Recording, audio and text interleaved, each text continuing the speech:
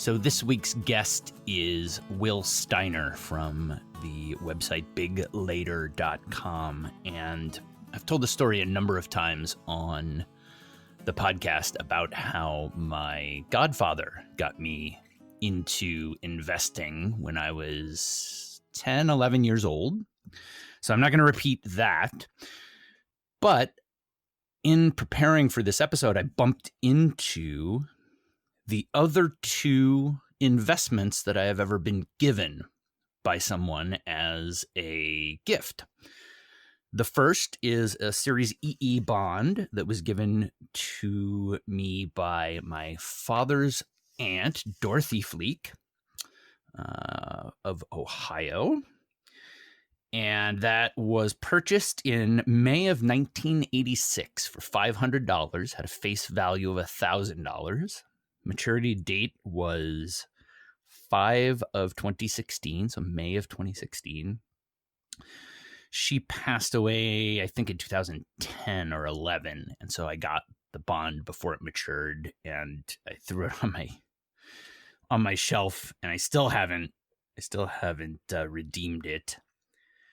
The other thing that that I've gotten as a gift was Iraqi dinar. My dad was a big currency guy. Right. He didn't do a ton of investing because he was a military officer. So he had a pension, did a little bit of investing. But because we lived overseas, he got interested in different currencies. And so he bought pounds, he bought marks, he bought all kinds of stuff in the 80s. And back then, it wasn't all this, Forex trading on your phone, pocket computer. He had this big box of banknotes that he kept in the attic. So doesn't he rise? There goes, if that place goes on fire, right? Yeah. Fire, Don't get me started. The burying gold in the backyard, right? That's that generation. But keep going. So back in 2006, my dad bought $400 worth of Iraqi dinar and gave them to me. I think he bought some as well for himself. So I thought it would be funny to go through the returns on these two investments. I'm waiting with bated breath here. The EE bond, yes, much better than I thought, actually. So its current value is $2,306.23. So 415 months. That's 0.37% per month, or about 4.43% per year. Now, so that's just over two doubles, right? 500 to 1,000, 1,000 to 2,000. In line with our guest, Big Later, I believe, and we'll ask Will, is a reference to the time value of money. You invest a little bit now and it becomes big later. I think that's the reference. At an 8% rate of return, that $500 would have become $7,880.80. Or four doubles. So it would have doubled twice more. So, but is what it is. The Iraqi dinar. This is the fun one. From, I think, I took 2006. I'm pretty sure it was 2006.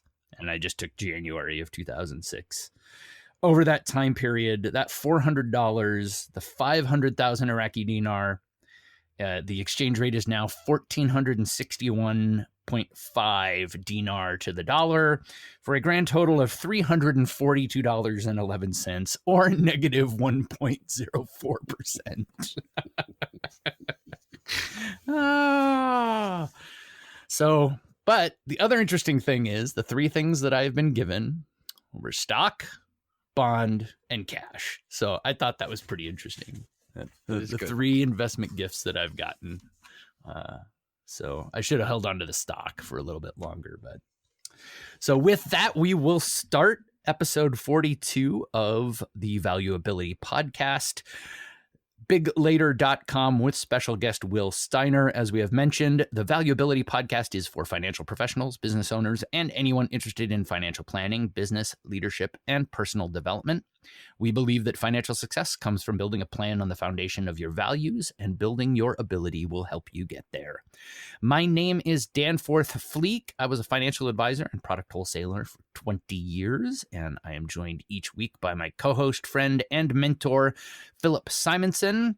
He was in financial services for over 40 years as an advisor, field leader, sales trainer, and senior manager, covering areas such as advisor development and field operations. Now he is a retired outlaw living in the Northwoods, driving with expired tags. And the excavator is being pulled out today, actually lifted out. What? The 12,000-pound excavator is getting lifted out by a 30,000-pound excavator.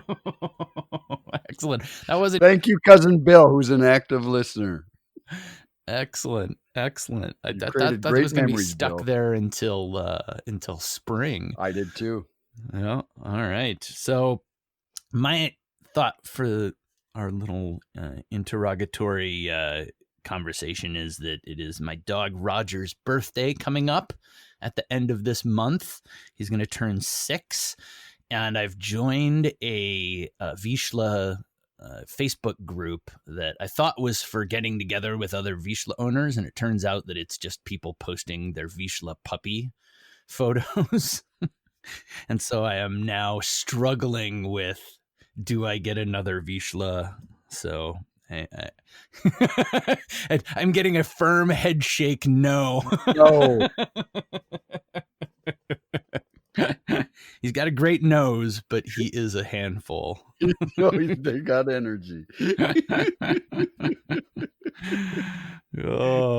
But I don't know. Now that, the corgi throws a wrench in everything. I thought we were going to have 2 hunting dogs now, but with Boone and...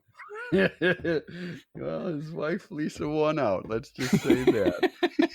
I think the attempts at trap shooting and other attempts fell at the she's dog. A hell of a shot. We should bring her along. Well, it's not hard to outclass our crew. Let's put it that way. So you can find the Valuability Podcast on Apple Podcasts, Spotify, Stitcher, and TuneIn. We also have a YouTube channel. Search for Value-Ability on YouTube to find us there. Also can find us on our website, value-ability.com, under the Episodes tab. Our episode player is there with all of our episodes. Wherever you find us, please like, review, subscribe, and share. You can connect with us via email, info@value-ability.com. Again, that's info@value-ability.com. And all of our social media links, Twitter, Instagram, and Facebook links are at value-ability.com under the Contact Us tab. So we will jump right into our interview with Will Steiner of biglater.com, and we will be right back with him.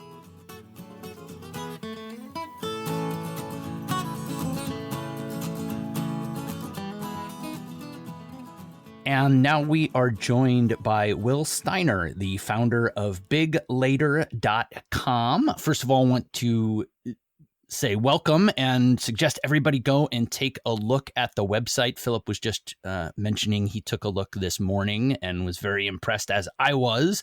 It was one of the first things that leapt out to me was the quality of the website. But let's start with Will. Big Later is a reference to essentially the time value of money. Yes, like you invest a little bit now and it becomes big later. How did you come up with that, or is that totally incorrect? No, you nailed it. We did a whole big naming exercise, sort of standard fare for when you're trying to figure out your name. You want to make sure you're good with trademarks. You want to make sure you're good with any other copy out there. And Big Later, who couldn't tell you who came up with it, but I remember when I saw it on the list, it was like, that's the one. It works for us. It's got a sort of playful, it kind of captures what we're after. And it stuck, and it has definitely served us well. People, they seem to take note. That's very good. Yeah. I saw it, and I'm going to echo Dan. If to all our listeners, go out and take a look at their website, and for $5 you can't go wrong. with the bit of information you're providing. And how's it going? Tell us a little bit. Give us a little history and background right now on the organization. Well, we started back in October of 2019. And I guess first I have to say, like, the website, all the kudos go to our designer, who is not only like incredibly talented at what he does, but just a pleasure to work with. As far as our team goes, we've met once a week for about a year and a half. Mm-hmm. We have this Thursday standing meeting. Everyone does what they say they're going to do, and we just laugh our heads off. So it's a great it's a great way to spend, Yes. spend time, and especially in light of COVID, like, it's been a sort of a shining light in what has been otherwise pretty dark year on multiple fronts. Sure. So coming back to your question though, it's going great. It's going exactly as we would expect, having put absolutely $0 into marketing. So we actually went live back in September, Mm-hmm. and we've had over 200 people take the course. Like you said, it's $5.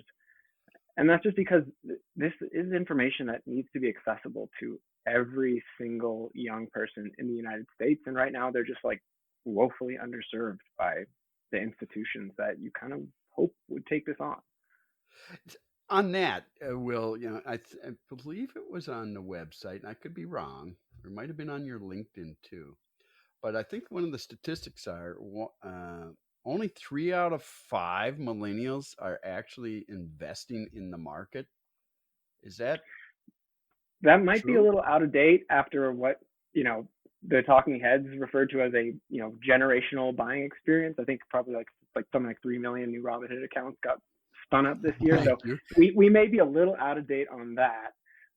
But yeah, prior to March, the millennial and Gen Z are some of the sort of like some of the least represented groups when it comes to the stock market. What do you think were the factor? What are some of the factors that are inhibiting them from taking the first step? First one would be probably awareness. You can look at the role of the sort of like the role of schools, where this is determined on a state-by-state basis, the curriculum of what gets taught in schools. You can look at the institutions. For example, like large banks have said that reaching a younger audience was like ranked 9th on their list of priorities, and what if it's ranked 9th, it's probably not going to get done. And then you could you think about the responsibility of parents, and this isn't to put a dig on any parent. It's like most parents just didn't learn this themselves, and talking about money rarely extends beyond budgeting, saving, and maybe a little bit of information into credit cards. So there isn't someone who has taken financial literacy to the level of, say, Dave Ramsey, like what he did for slightly older generations, which is sort of what we're trying to do, but we're trying to do it in our own way, and which is sort of like an anti-Robin Hood type of way. Right. Mm-hmm.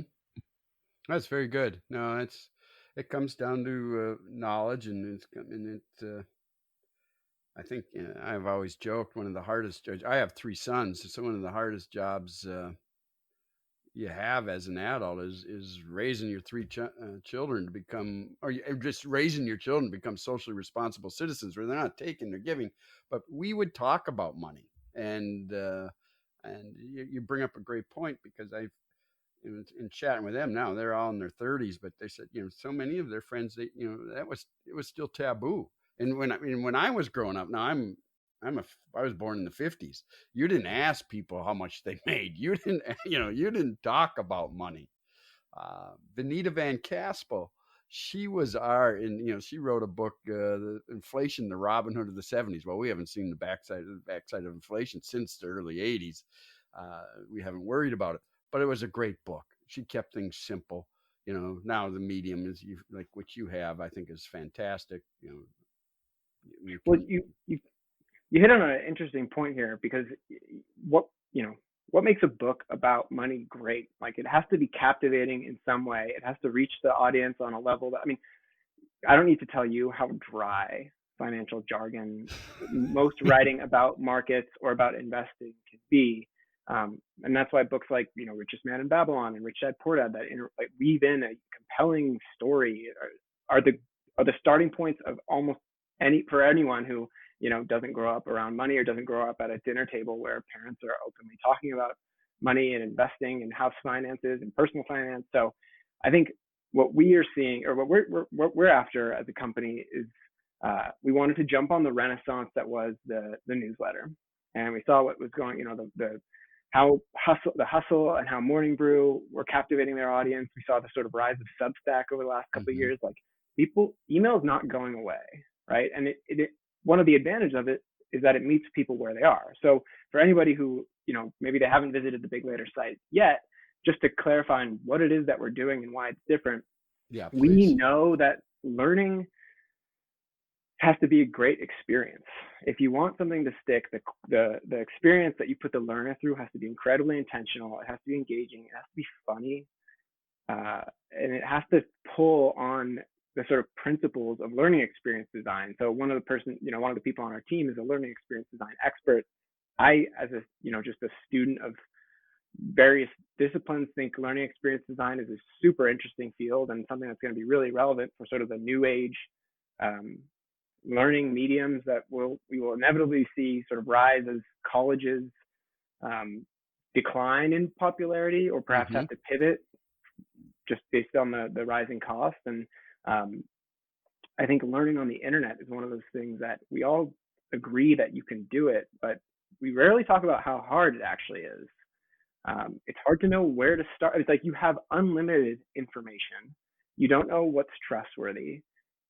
Most learners aren't great curriculum designers themselves, so they don't know how to create a structure. I mean, look, you can learn anything, but it's a question of how much time is it going to take you, how much effort, how much sort of like backtracking are you going to have to do. And so that's what we are trying to do with our course. It is an email-based crash course for investing literacy that takes people through this guided journey. It's essentially 4 chapters going from sort of high-level concepts. What is the stock market? What are publicly traded companies? What makes compound interest a thing? How do you need to think about psychology, right? Into more actionable stuff. So chapter 2 is all about how you can understand what you can afford to invest, building a budget. Where does the role of debt, the role of emergency funds. Chapter 3 is all about accounts and taxes and the different considerations that you should take to minimize your tax burden over the long haul. And then chapter 4 is just like talk about simple strategies. What are the vanilla strategies that work for most people? And it's not sexy, and it's not, you're not going to be tweeting about your sick gains, and you're probably not going to blow up on TikTok, but you're going to retire pretty happy, So amen to that. Yeah. And it's 5 minutes a day, correct? Is about the time or less, right? Just to give people an idea that for 5 minutes a day for 30 days, a crash course in investing. That's really what caught my attention from that standpoint. Is I learned that early on as a financial advisor. I've told this story on the podcast before, but just sitting there spouting at this potential client all of these things about how we need to set her up a SEP because she's a business owner and blah blah this and that, and the punchline is then in the middle of it she reaches across and puts her hand on my hand and says, "Dan, I'm a dance teacher. I don't want to know any of this stuff." Like, stop it. Like, you love what you do the way I love to dance, so I trust you. Now, the people that have chosen to work with a financial advisor, that's great. But if you're choosing to do it yourself and you're not interested in it or have that kind of passion that I had, you need something that's going to be engaging and quick and meets you where you are and gives you the information that you need, rather than being this pompous windbag financial guy who's going to sit there and blab about Sharpe ratios until your eyes roll back in your head. Yeah, exactly. I mean, you meeting people where they're at, building a voice that is, relatable. Humor is a big part of what we try to do at Big Later, and I think that comes through on the site. But we want people to be laughing along the way. It's what's going to keep them excited, get them excited about the next email. So it's a blend of education and entertainment, but not the kind of casino style entertainment that you see on apps like Robinhood. How did you go down this road? What is your individual background, and how did you stumble across this idea and end up going down this road?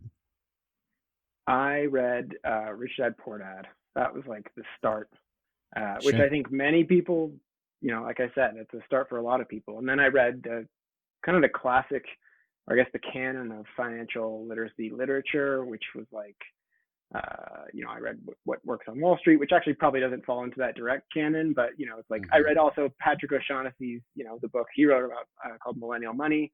Got into some slightly more esoteric stuff called there's a book, The Misbehavior of Markets by Benoit Mandelbrot, who it's funny, I'm getting on a tangent here, but I took I minored in math and I took a course in college on discrete dynamical systems, and we learned about the Mandelbrot set. And, I don't remember anything I learned in that course, but I remember pretty much everything I took away from his book about the markets. And that's like, so I developed my own personal sort of passion about this. Right. And Sure. then, 6 months of heavy sort of self-guided learning go by, and I'm just thinking, who of my peers is doing this? Probably no one, or at least not many of them. So I tried to condense everything that I learned, which was the early outline of the course, into like an hour long or an hour and a half long session. I would have friends come to my apartment in San Francisco. We'd go through it. We'd make sure they were all set up, that they had their accounts, that they understood that, they were regularly contributing to those accounts, that they understood the values and the virtues of what we had set up and why we were doing it. And it was really well received. Like I was doing friends of, helping friends of friends after a little Sure. while. And then I was like, oh, I could probably do this at the company that I worked at. I could do a session for the interns. Like they're ripe for this information. Oh, they're perfect. Exactly. Yeah. They're right at the start of their career. What's this 401k? Why should I do this? Right. Right. Why would I participate in the ESPP program that my company does? Oh, so yeah. That was really well received. And then I was like, okay, I know the internet is amazing. I can reach a much broader audience if I, stitch together a internet-based product that just does what I've been doing here, and is a guided journey. It takes about a month. And so that's when we started building Big Later. And I put a little team together, some folks that I knew from college, some folks that I knew from other side projects. They all jumped on board. We built, the tech that was needed to do this. We're a very low code company, which is amazing. I think our business runs on Zapier. So when they go public, I'm going to jump on that. But yeah, we put it together. We tested it. We built our brand. Everything that you see on the website was a process. And then we launched in September. And we have a very exciting 2021 ahead. So that's the sort of personal story of how we got to now. What are some of those plans for the coming year? We're trying to. We don't need to be super geniuses about how we build our business. We're trying to clone the best practices from what we've seen from other content-based businesses. So Morning Brew had an incredibly successful referral program, and they are extremely generous in how they write about their business success. And we have just picked up their playbook and we're running with it to create our own referral program. So ideally, we don't have to spend it. Like we haven't spent much money on marketing. We don't intend to spend much money on marketing. We think we have a product that is unique in the way that it helps people sort of turn light bulbs on in their own heads about what's possible, and then there's a sort of deeply rooted inspiration and then help others. So with our net promoter score, we see that people are more than willing to share Big Later with their friends, and now we want to reward them for doing that. So we're working on a referral program. We're working on our press strategy. We haven't done anything more than a soft friends and family launch, and we'd like to just drive awareness more broadly. And then as far as bigger picture strategy, right now we're pretty much U.S. specific, but there's plenty of other markets out there, and luckily for us, it only means a couple tweaks to the accounts on taxes or the chapters on taxes and accounts. Right. So that's the big thing. Yeah. So that's the sort of immediate 2021 roadmap. Right, because the concepts just keep them pretty. They're all simple in concept, but not necessarily easy in implementation. But that's like what you're saying. Make it fun, make it digestible. And I sit here and I'm listening to you, Will, and I thought, okay, Rich Dad, Poor Dad. My sons, I gave them that book, when they were growing up. I gave them The Richest Man in Babylon. I used to give my clients that for their children when they graduated from high school. I remember I paid my sons. Okay, I said, here's the deal: read The Richest Man in Babylon. Give me a 1-page synopsis of it, and you get $100. Well, of course they read it, gave their little synopsis, but like they said years later, we didn't retain any of that. We just did it because you gave it to us. And Yeah, then $100. but here's I'll get to my point. But eventually, some people get it right away. Some people might get it a month from now. It could be years later. All of a sudden, 2 out of the 3 boys said, "Hey, Pop, let's pick up Rich Dad Poor Dad and Zoom or what and on Saturday mornings, let's take a chapter and let's go through it. And what are the applications and what have you learned?" And I think, I always go back to my mentor was one of my mentors, Harvey Golub, who ended up running, chairman of American Express, took out a full-page ad when 2008 came around, and took over AIG for $2, and then he ended up turning that thing around and made the government a lot of money. But the first time he was speaking to analysts, Will, and as the chairman and president of American Express out in New York, and they said, "Mr. Golub, who's your number one competitor?" And he said, without any hesitation, Disney World. Now they said, "Mr. Golub, we're more perplexed than after asking that question than before. Do you mind sharing with me why you say Disney World, not Morgan Stanley, not Merrill Lynch, etc.?" He said, "No." He said, the consumer will spend more time planning their 2-week holiday than they will their financial future. And so our competitor is is the consumer and the education, and then taking that education and making it simple into the implementation. And if you get that time value money, bingo, big as later. Right. I mean, you kind of touched on the challenge when you were talking about the deal you made with your sons, right? What are the incentives? And financial planning, I mean, those are weak feedback loops. And the incentives, it's like you're not going to see this. Who thinks in decades? Like very few people, very savvy business people do, but very few, retail investors or, people who aren't even retail investors yet. Like it's not a time scale that most people are used to thinking in. And that's what makes it hard. It's the same thing with health. Like doing something habitually for a really long time and reaping the benefits of that compounding habit, like that's a tough sell. It's just hard to get. It's like you don't get that immediate feedback loop.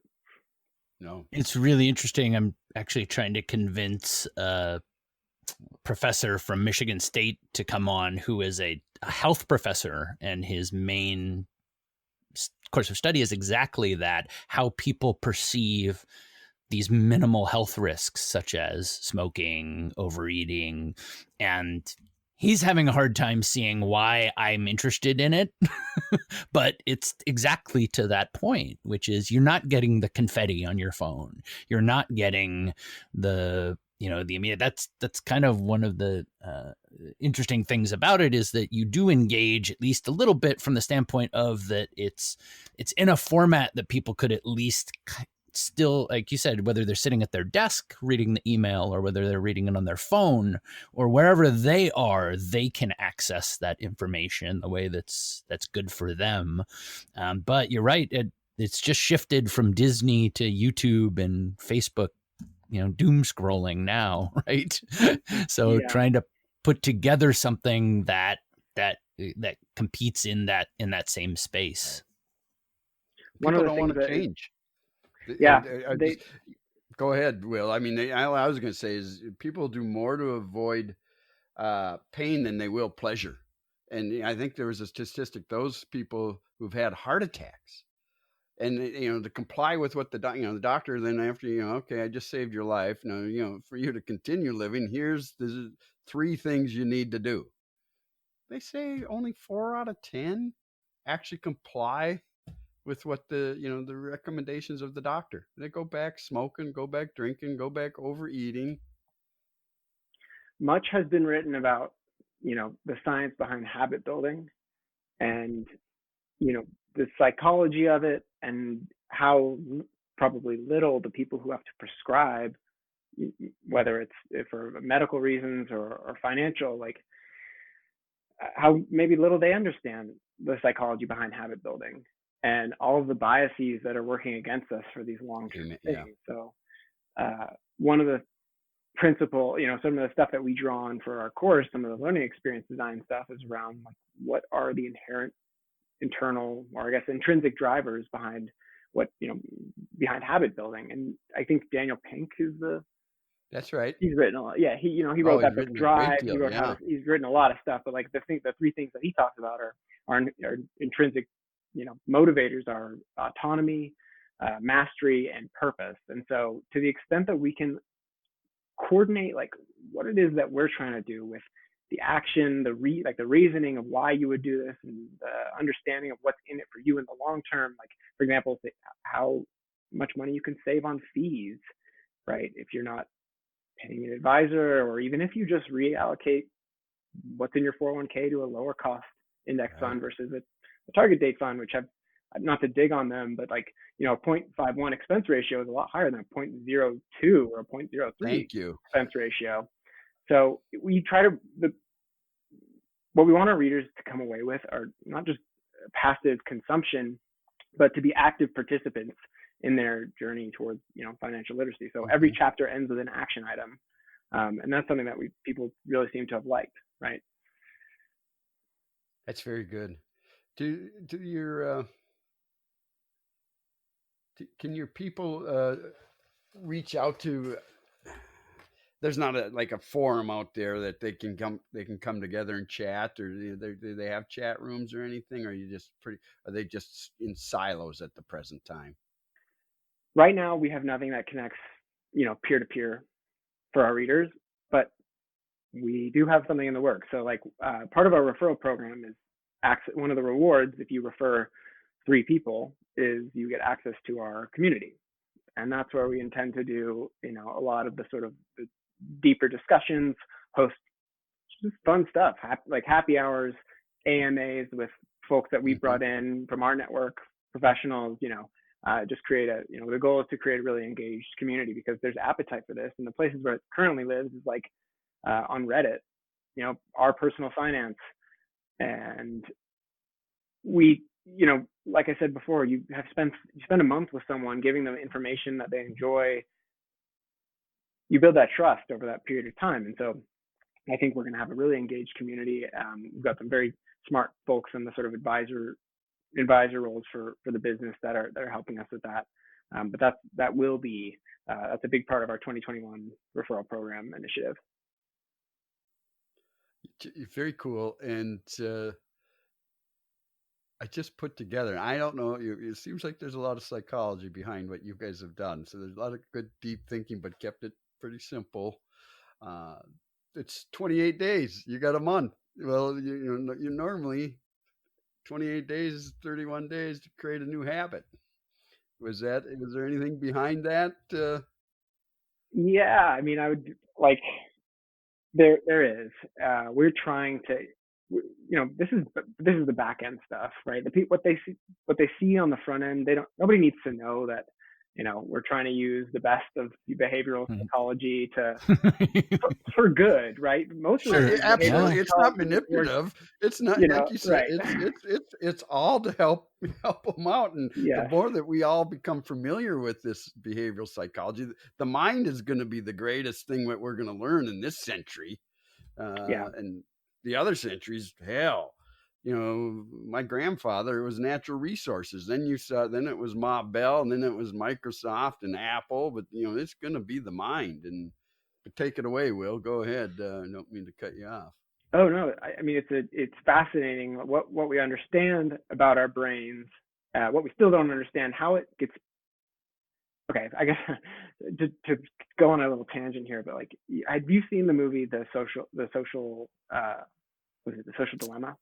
Yeah, I have not seen it yet, but I've read a number of things about it. Yeah, if you're not aware of how easily manipulated you are through, designed features of the stuff that you engage with on a regular basis. Like, right. you're, you know, you're just the consumer. Like, it's scary how manipulated we are by the things that we interact with. And it's concerning. And it's like, the more people understand that this is what's happening on a, broadly, the more empowered they'll be to make their own decisions. Because ultimately, like, you don't want to be herded in some way or another towards a decision that you would never have made had you not participated in something for some period of time. So I hope it leads to more independent thinking, but I'll also see the flip side of this, where consumption of passive content is just skyrocketing. And I think I'm a little like, this is, I don't mean to get all doom and gloom, but like, there's the internet is, and just the sheer mass that it creates. It's like the problems are going to be more and more nuanced, and the formats of the internet are pushing people to want simpler and simpler solutions to their problems. So I don't know, it's a fascinating time to be living through this stuff. Well, no, I think the same thing now that I, used to be 20 years ago. I went to a website and I'd see something and I'd be like, why are they doing that? And why do they have this feature here or there? And now every time I'm like, why did they intentionally make this hard to do, is the thought process that I go through, rather than like, I was trying to change some setting on an app the other day and I was like, there's no way to do it on the app. You have to go into their online version in order to change that setting. And I'm like, wow, like this must be really something they don't want me to change, right? There's only no reason for it to be otherwise. But I also agree that we talk about it all the time on our podcast, and that the positives and the negatives, right? You look at all of the things that are made easy and accessible, and can't imagine going through this last year without having the connectivity that we have. But on the flip side, it's being cognizant of it, right? Now that I have multiple YouTube accounts for different things that I've doing, one for the podcast, one for myself, it's very interesting to see the lines of information that I get fed. And you're right, if people aren't aware of that, but no, it's always good to have that for a good purpose. Which obviously you guys are trying to do. Yeah, and I think a lot of folks are trying to do it. There's a really cool company called Humu that, the founders were former Google execs. I think one of them created, was the original creator of Google Slides, right? His company got acquired, became Google Slides. And then Laszlo Bock, who wrote Work Rules. And they're doing some really great stuff around, how do you incorporate nudges for sort of positive, improved coaching in the corporate setting. But I think the mentality of all of this boils down to like the ability to weigh and analyze trade-offs, and understand that like pretty much everything you do, there's a trade-off to be made. And there was an excerpt from Obama's book that I saw online that was like, no decision leads 100% to a 100% good outcome. It's like, there's a 70% chance that we accomplish what we want to accomplish, but there's a 5% chance that we actually, the situation is worse off before. And so it's like this maps to everything in life, but especially back to investing. You are making trade-offs. You are taking on, more certain risks.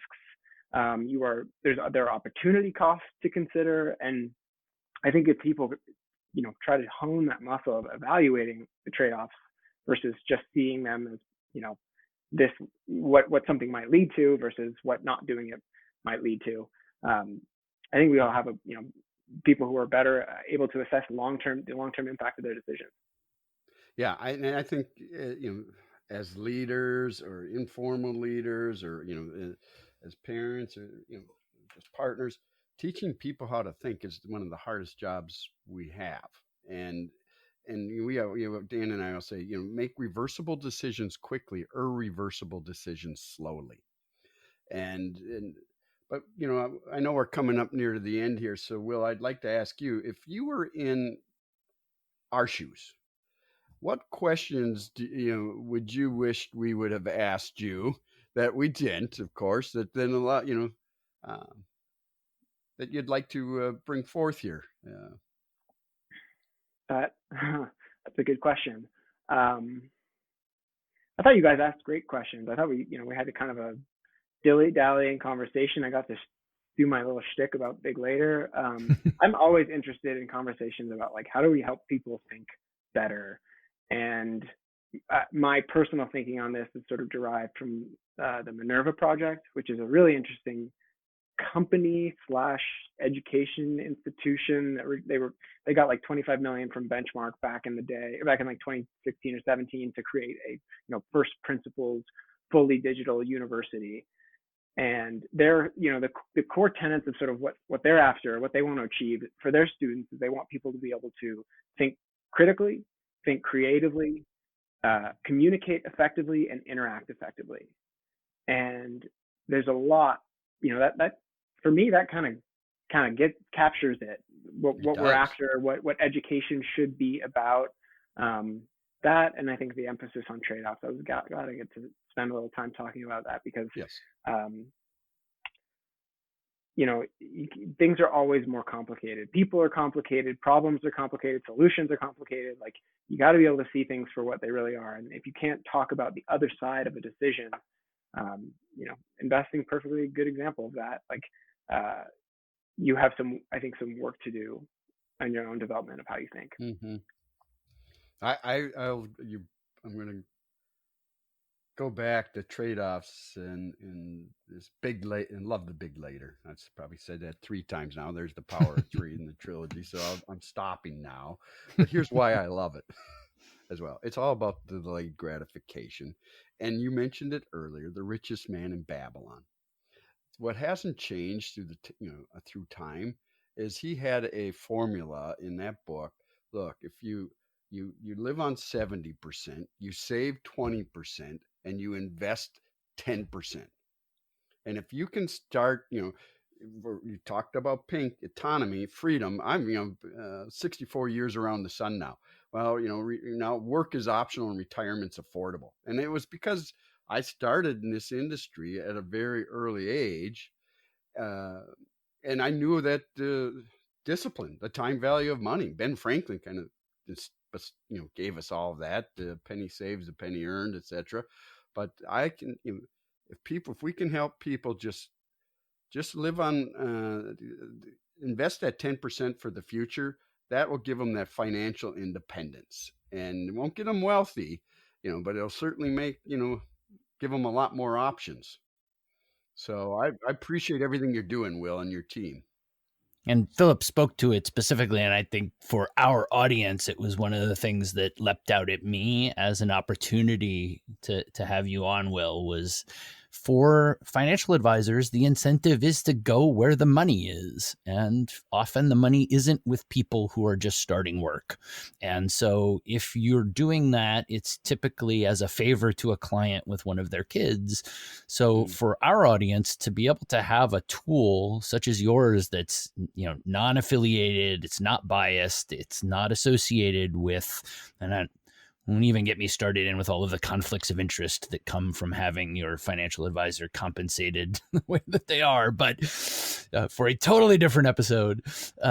But as a tool to be able to say to that young person, hey, here's a great tool to use and for nominal price and in a format that you can do very, very, very easily. So I suggest everybody out there that's listening to our podcast, take a look at biglater.com. And we want to wrap up with the question that we ask all of our guests, which is what one pearl of wisdom, or two, you mentioned you might have 2 pearls of wisdom, are kind of sayings that were gifted to you by a mentor or a friend or a parent that are especially meaningful to you?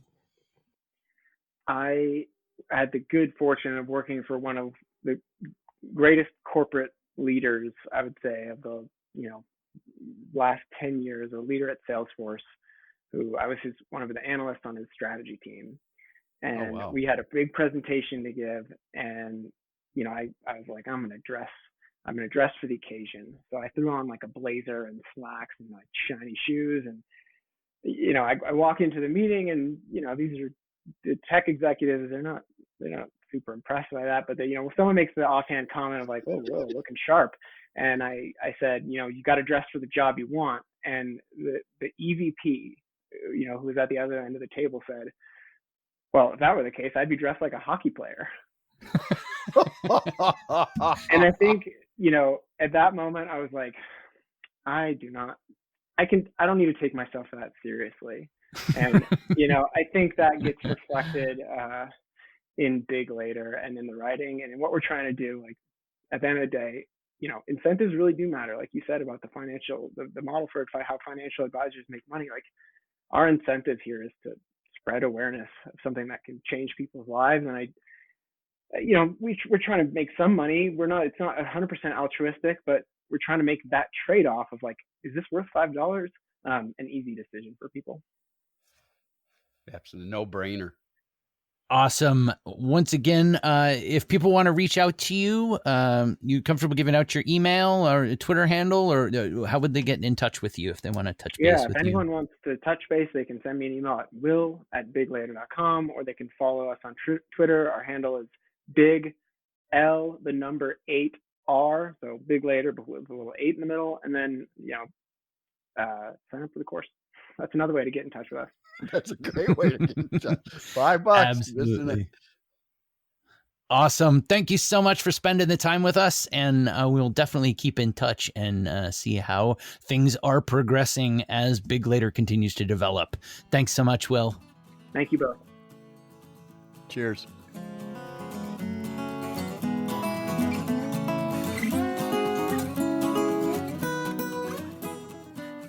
And that will end our main section for this week. Again, I want to thank Will Steiner from biglater.com for joining us.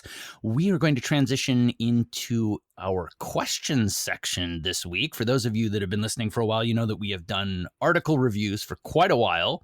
We are going to go back and do a couple of questions this week. So first question is a little bit appropriate to the political situation at this moment.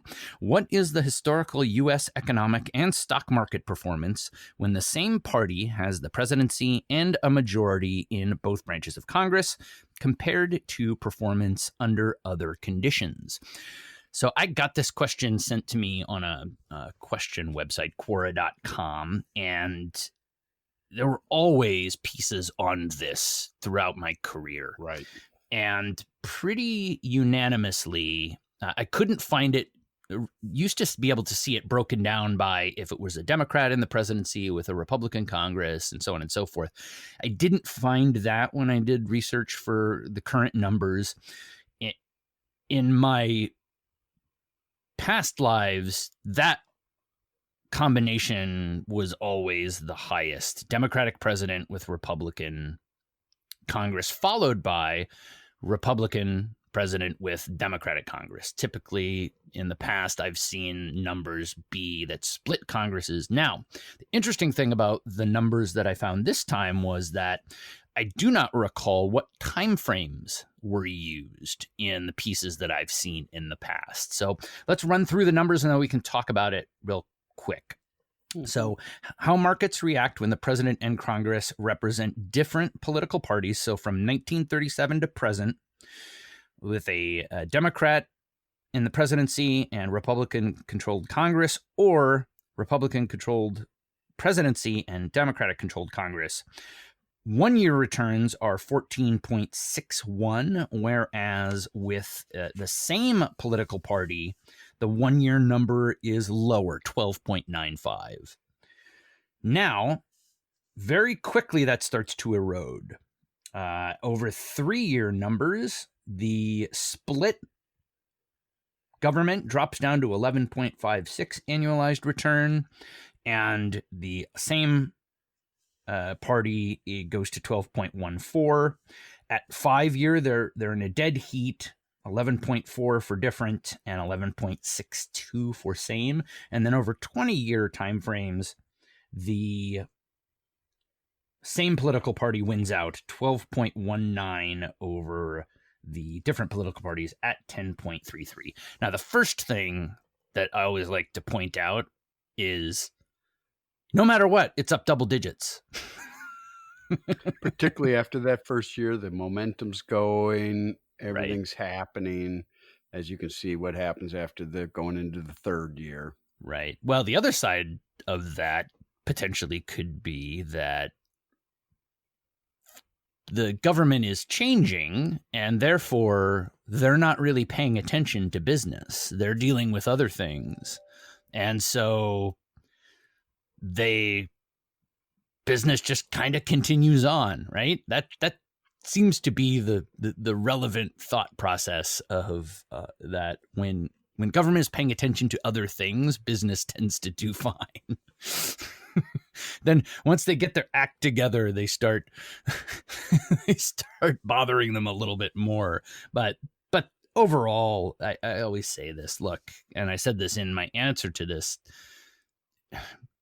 idea that because government says X, business is going to sit on its hands and do nothing is just silly. Yes, it may change where a business leader decides to invest money, but their goal is to make money for their shareholders. They're not just going to stop and throw their hands up and say, oh, well, the government outsmarted me, I give up. They're going to do something else. So yes, if the government takes a strict approach towards a certain industry, that industry may have challenges, but they are eventually going to figure out a way to continue to do business. Or if they're a bigger company that has multiple ventures, they're just going to shift that capital to a different phase.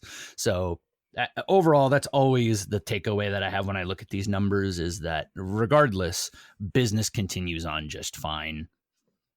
And the world's not going to end regardless of who is or isn't president. No, sun will come up tomorrow. It's that Fed Reserve. Let's just keep them independent. That helps put the checks and balance on things. You got Biden now. The economy was going to love it because they're going to be more. The easement on the stimulus is going to be there. They're going to make sure there's money that's going to be printed that this, we'll get through this particular package. I thought if the Republicans had swept, I'm sure we would have saw more tax cuts.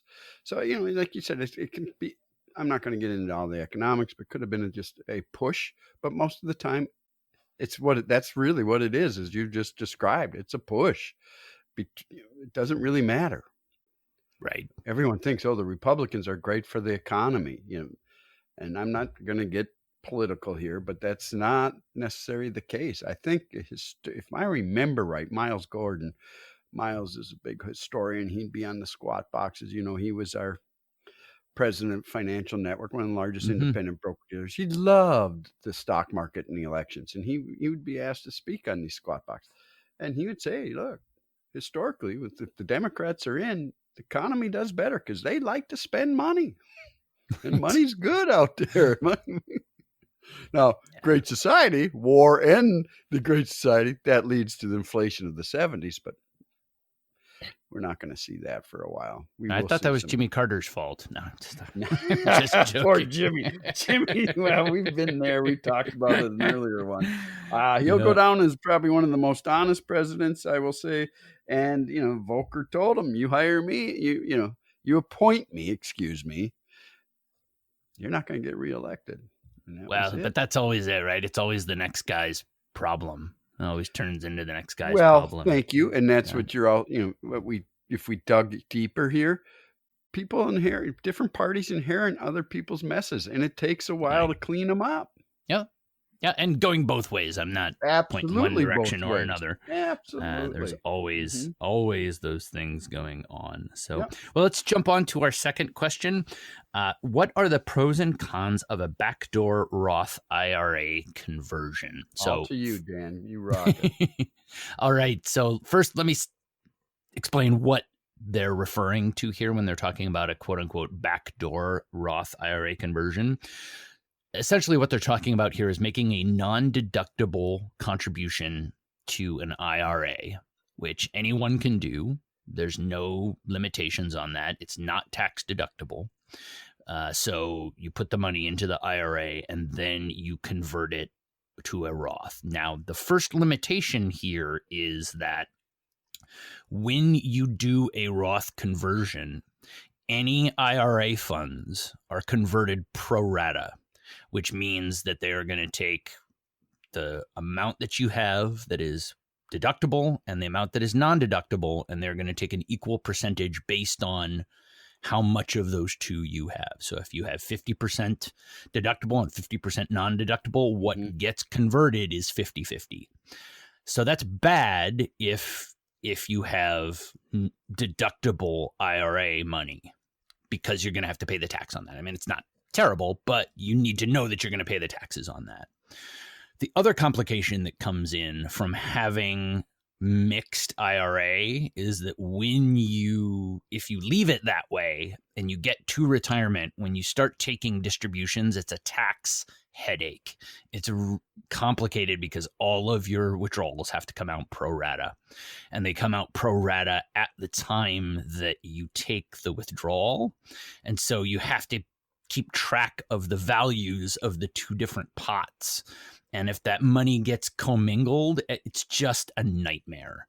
So every tax person that I've ever talked to, we're not tax people, we're not giving tax advice, but every tax person I've ever talked to about this topic says you do not want to end up with commingled IRA deductible and non-deductible. So that either means you're going to do a full Roth conversion and just take everything and pay the taxes, or you have no deductible IRA money at the start of this process. But you're allowed to do this. You can make a non-deductible IRA and then you convert it. Now, the pro is that you get to make the Roth contribution even if you don't qualify for that contribution. Usually it's if you make too much money to qualify for your Roth is the reason why you would want to do this. The IRS doesn't like it, and they bug you about it. They flag each time you do it, and they send you letters saying that you have done an improper withdrawal from your IRA, and they bug you about it. And then when you get it cleared up, they bug you again.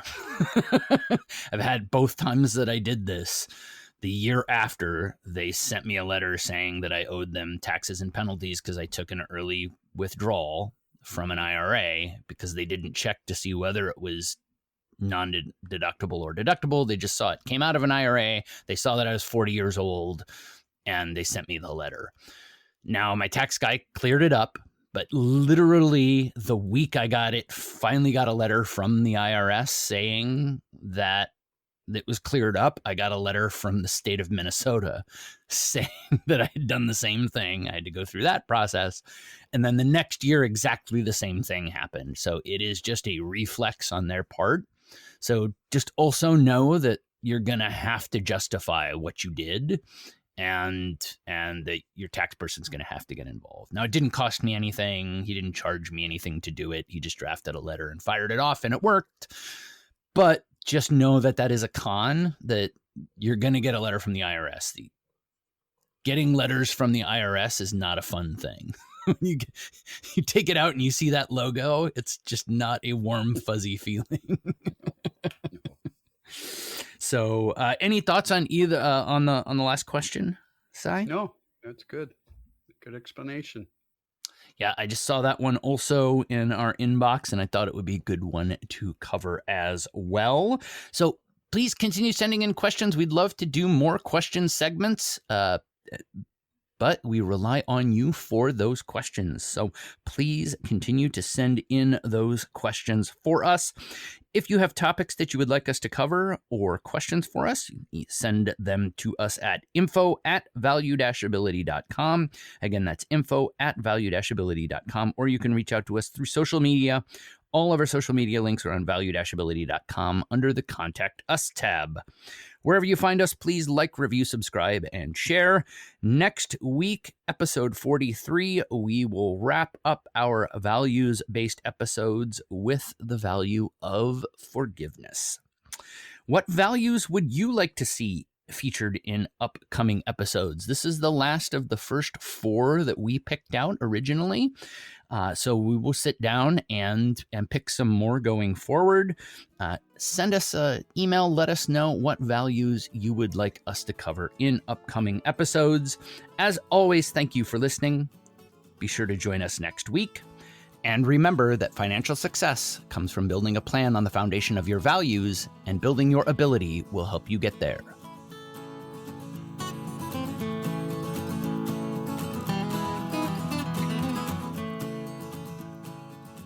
This is a podcast collaboration, not a peer-reviewed journal or a sponsored publication. We make no representations as to accuracy, completeness, correctness, suitability, or validity of any information in this podcast, and will not be liable for any errors, omissions, or delays in this information, or any losses, injuries, or damages arising from its display or use. All information is provided on an as-is basis. It is the listener's responsibility to verify their own facts.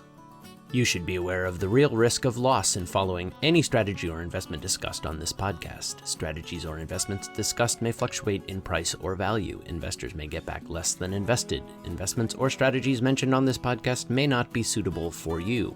This material does not take into account your particular investment objectives, financial situation, or needs, and is not intended as recommendations appropriate for you. You must make an independent decision regarding investments or strategies mentioned on this podcast. Before acting on information on this podcast, you should consider whether it is suitable for your particular circumstances and strongly consider seeking advice from your own financial or investment advisor. The views and opinions expressed on this podcast are those of the authors and do not necessarily reflect the official policy or position of any other agency, organization, employer, or company. Assumptions are not reflective of the position of any entity other than the authors, and since we are critically thinking human beings, these views are always subject to change, revision, and rethinking at any time. Please do not hold us to them in perpetuity.